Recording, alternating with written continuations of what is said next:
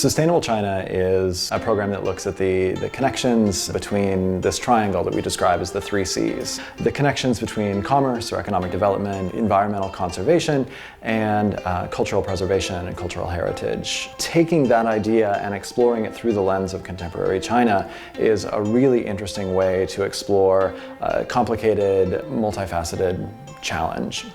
So we started in Shanghai, and we always start in Shanghai, or we have for the last few trips, because Shanghai is such a nice entry point for China, especially for students who don't have quite as much travel experience or experience in China, because Shanghai feels very Western. It isn't like standard study abroad, just because you have 3 months of extensive researching and trying to get to know the cities as best as you can with what you have in a place called Wisconsin. And then all of a sudden you're just like transferred and you're put in this different part of the world. You're just running around and it's crazy and you're trying to apply everything that you learned.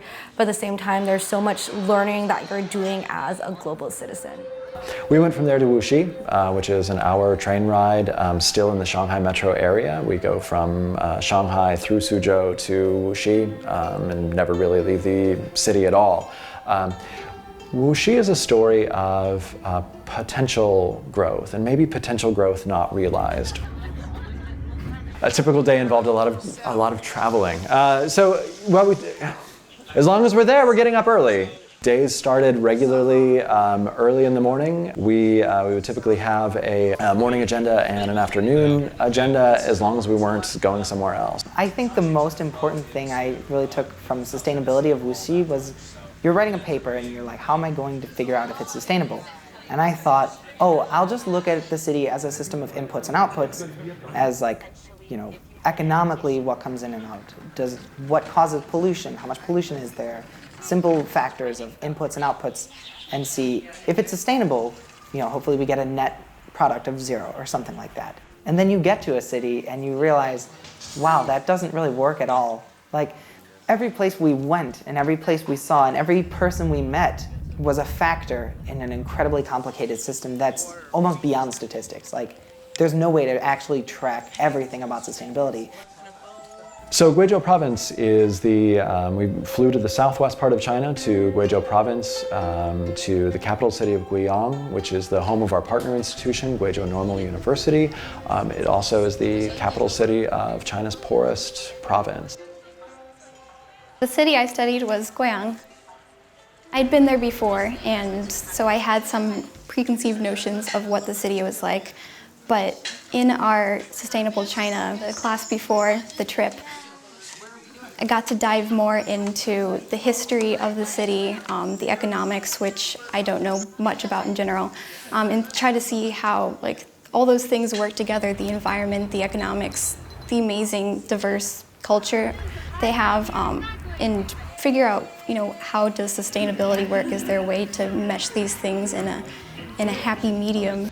Guiyang was our home base for a few days and was a springboard for multiple day trips outside, including one overnight trip to Hongfeng Lake, where we stayed in a Yi minority hotel on the shores of the water source for the city of Guiyang and looked at village-level projects to reduce pollution before it enters the lake.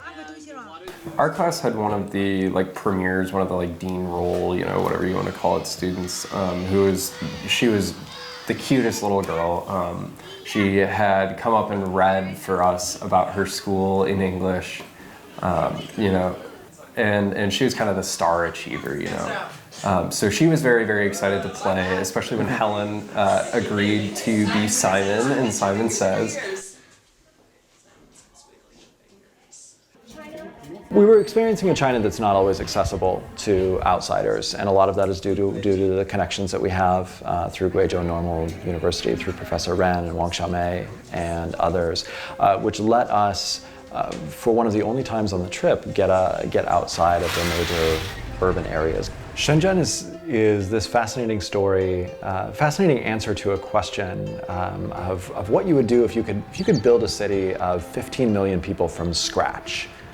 How would you do it? Shenzhen was my favorite, by far. Shenzhen felt the most like China. Shenzhen felt the most like a Chinese city. They're the poster child for the new China.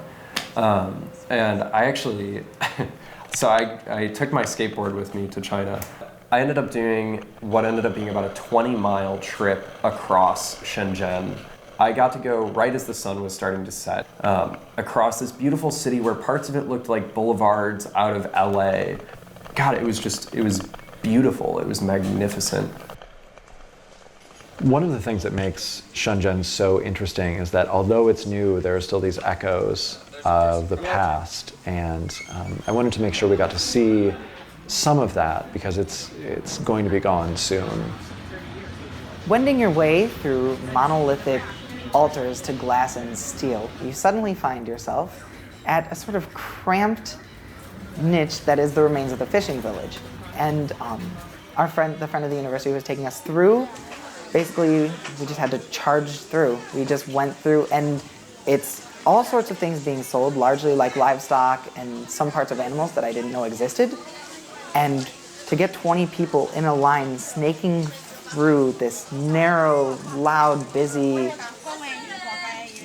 maze, labyrinth, it was a miracle that no one ended up getting lost. And I'm pretty sure, if I heard correctly, people were commenting on what strange ducks we were, because, of course, you have 20 people who clearly don't know what they're doing, meandering through a space that is designed for people who know what they want, know what they're gonna get, and get it very quickly. Hong Kong is another one of these international cities. Hong Kong is our exit point. We have wonderful alumni connections in Hong Kong, which lead us to an amazing resource of information and presentations about Hong Kong's history, Hong Kong's development, and Hong Kong's future. You know, when I was in China, I was trying to think, what am I getting out of this? This is an incredible experience, but where is the true benefit of it for me?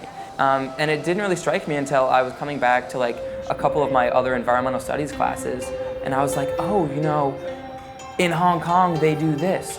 Or when I was in Shanghai, this is how it was. And it's kind of one of those things where it's the world experience and seeing how different countries function and how they're different and how they're the same, and how you can just relate that back to a conversation you're having with someone who maybe hasn't left the country or who definitely hasn't been to China before. And it's the way that you're able to bring your experience across the globe back to Appleton, Wisconsin.